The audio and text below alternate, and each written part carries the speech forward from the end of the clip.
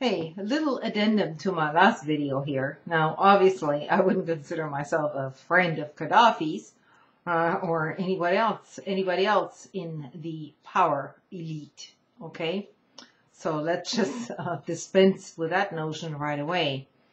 I normally don't watch mainstream television, but on this occasion, I kind of tuned in to see what CNN, not Fox News, which is, that's that's so obvious. I mean, nobody should even be paying attention to that shit anymore. But just to see what CNN, our national news network, had to say about these events.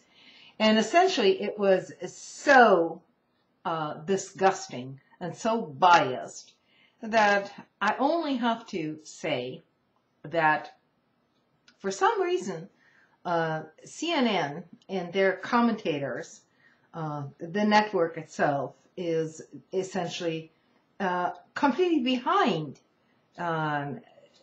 some sort of extrajudicial killing as far as Libya is concerned.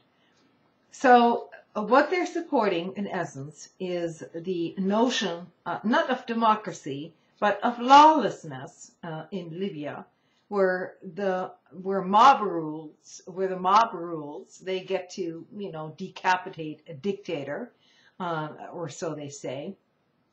And basically, he's being dragged out on the streets, very savagely, okay, while he's still alive. And then people are applauding this.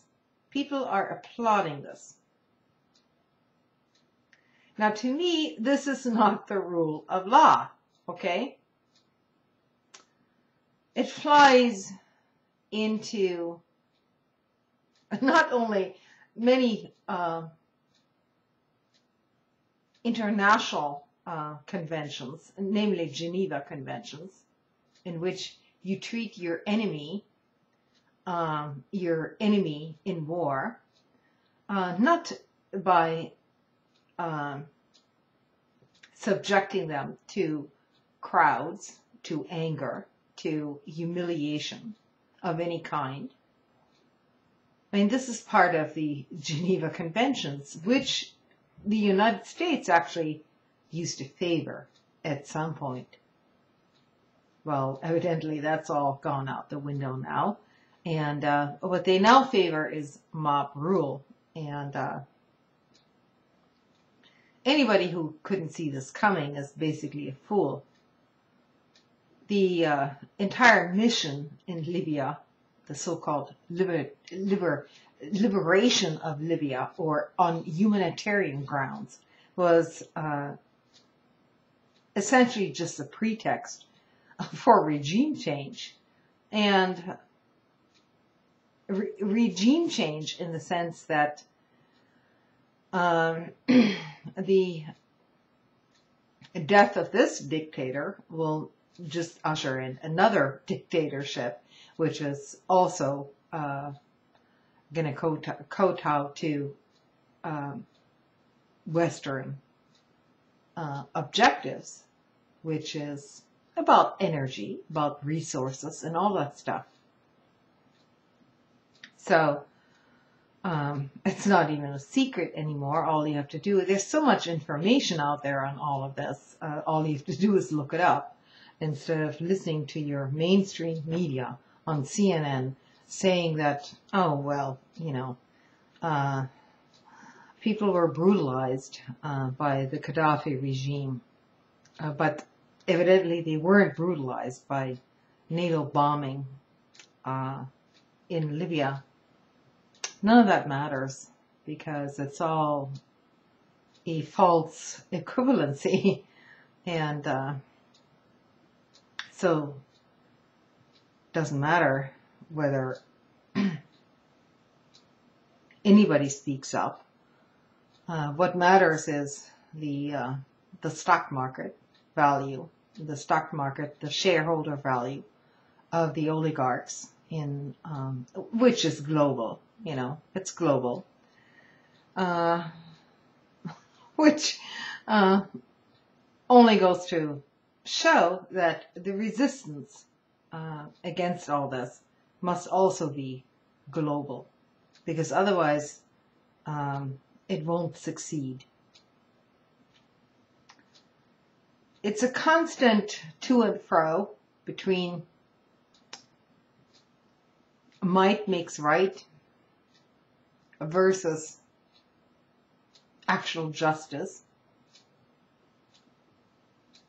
And that's gone on throughout human history, basically. So it's not entirely a new concept. It just continues. And as far as the Libyans are concerned, I'm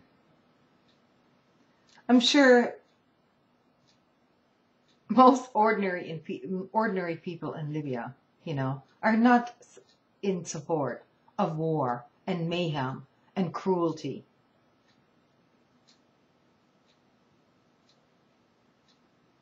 To parade some former despot or dictator around in the streets.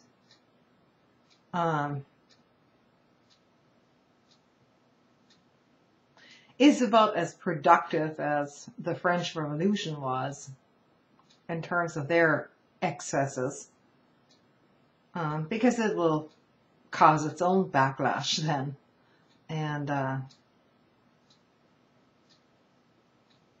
it just breeds more cruelty and revenge kind of thinking all around. So I'm not in favor of that.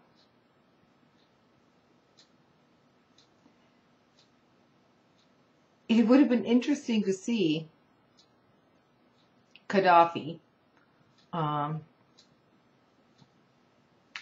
in an international court of law, which incidentally, of course, the United States doesn't recognize that entity at all, although it was clamoring for him to be indicted under its auspices, so to speak.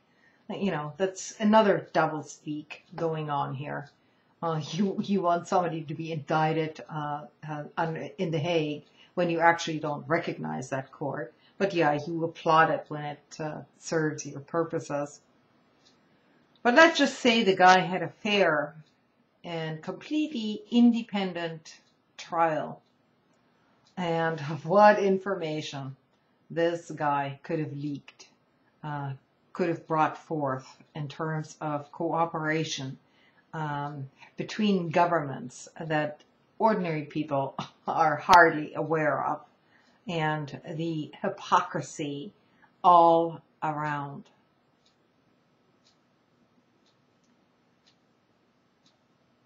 So that's one reason why his killing was sanctioned, because it just would have opened up Pandora's box, so to speak, because no nation, no leaders are innocent in this kind of game.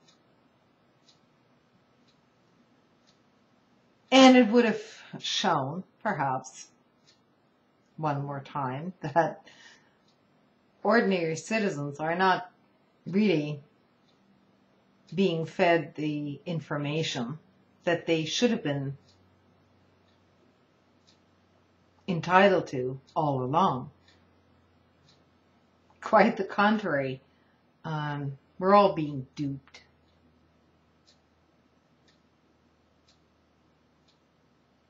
And so no such trial is going to come about, either in the ICC, which isn't recognized by the superpowers to start with, and everyone can have their own little fiefdom of anonymity or immunity, so to speak. Heaven forbid any American war criminal should ever be brought to trial. I mean, that should be a big hindrance. But as I say, it's cyclical in human history.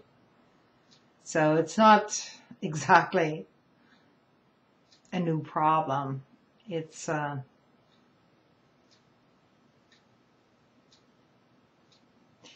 it's not going to be easily solved. There won't be any end to it anytime soon. This kind of stuff will simply just continue. And people who are truly concerned with the human rights and justice will continue to speak out on its behalf.